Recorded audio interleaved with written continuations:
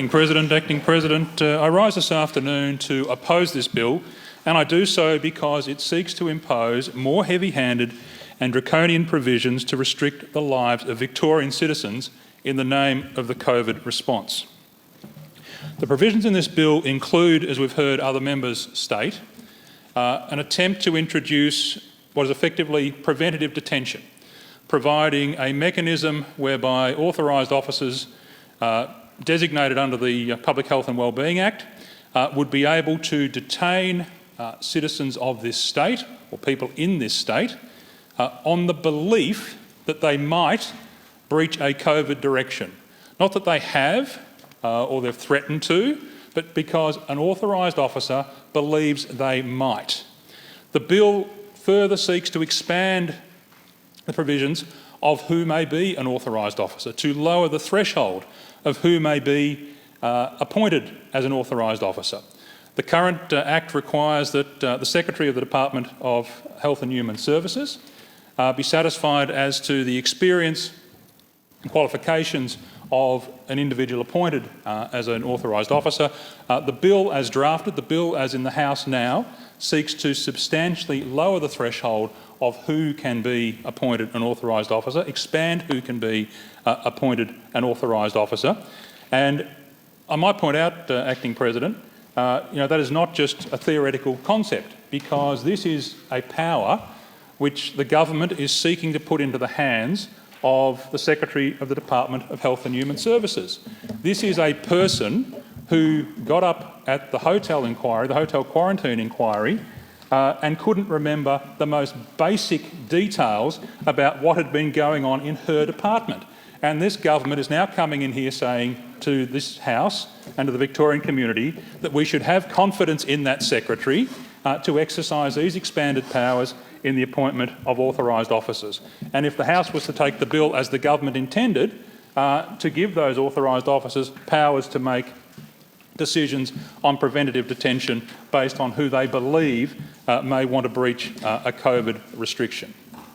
Now, the government seemingly has backed down in the face of public opposition, backed down on the issue of preventative detention. There has been an extraordinary outcry in the Victorian community about this latest proposed restriction, imposition on the rights of citizens.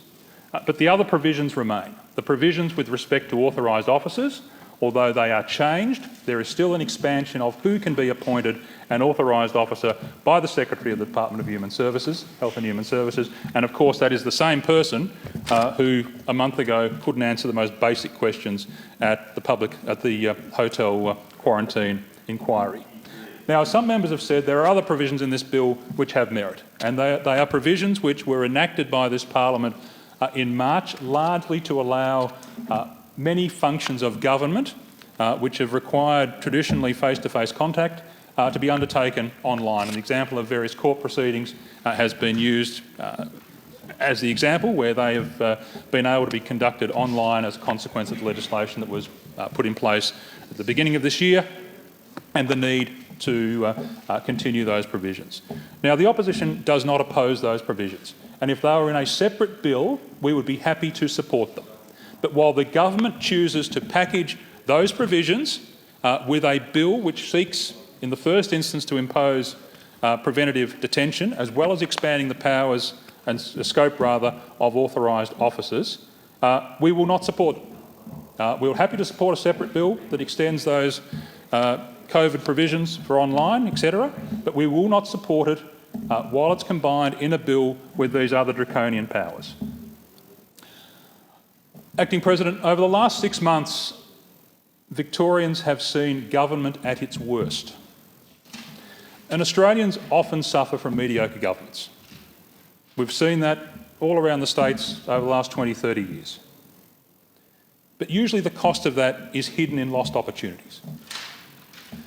But we are now seeing that changes in a crisis.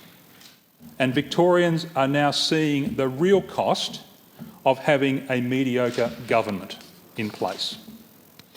We have seen damage and destruction caused to the Victorian community at an extraordinary level.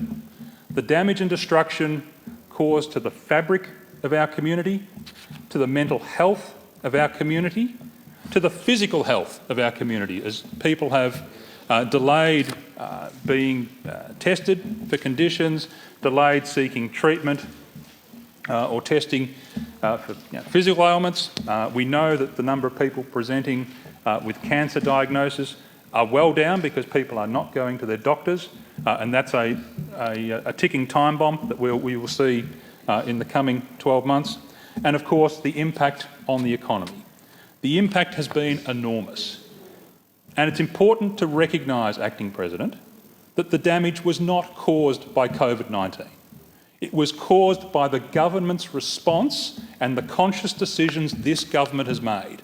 Because if you look at other states, you look at other jurisdictions around the world where governments have made different decisions, they haven't suffered the impacts, the damage and the destruction that we are now seeing and have been seeing in the state of Victoria.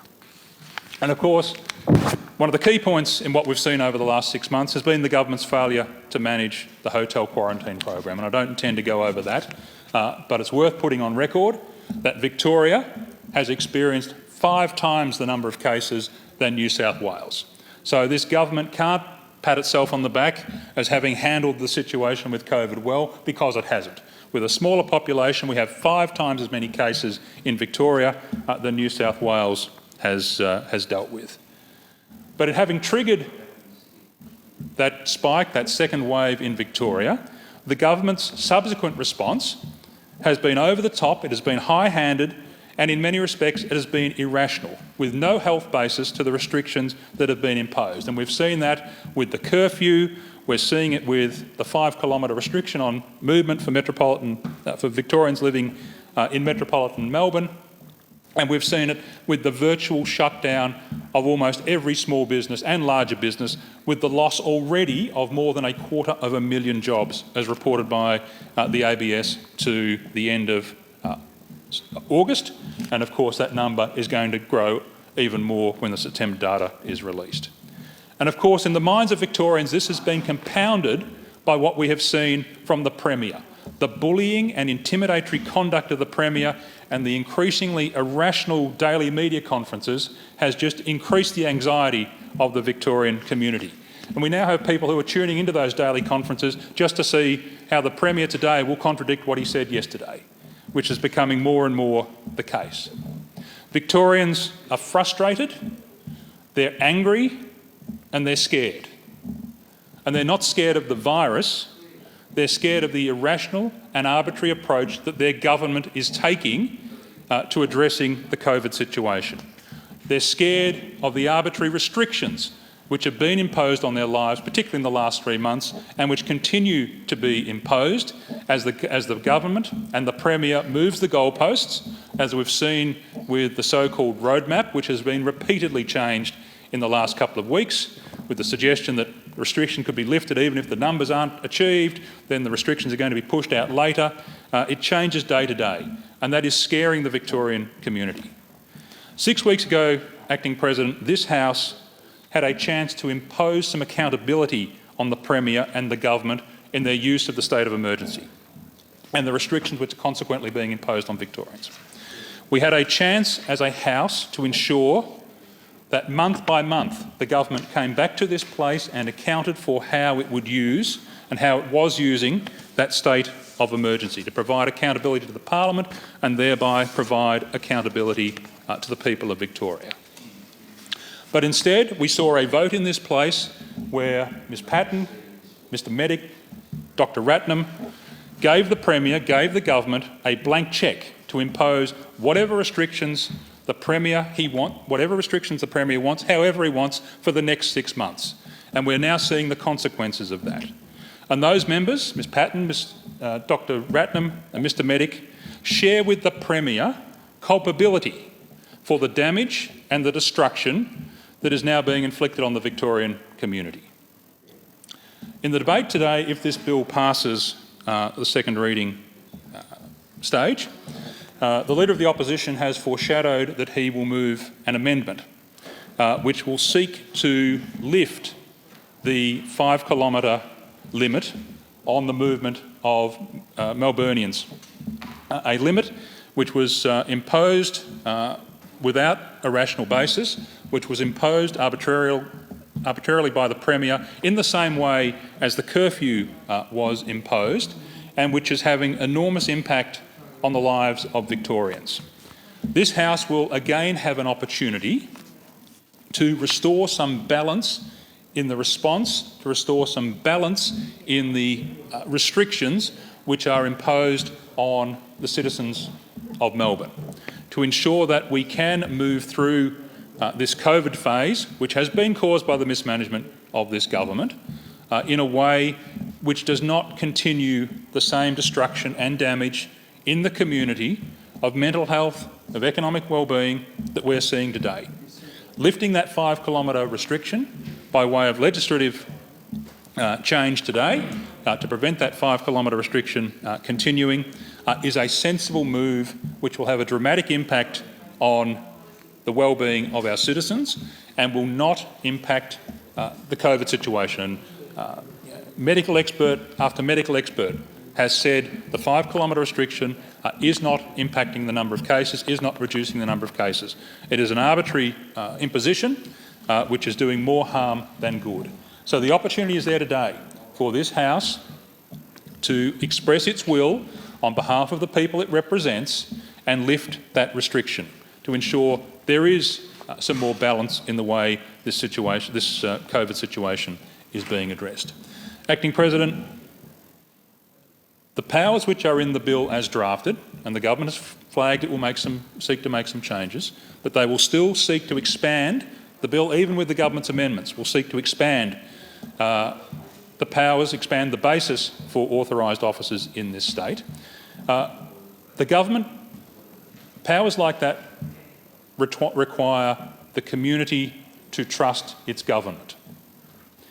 We have seen over the last 6 months the powers which already exist in the Public Health and Wellbeing Act, the use of those powers, the arbitrary use of those powers, the irrational use of those powers, means that this government and this Premier have forfeited any right to expect the trust of the Victorian community.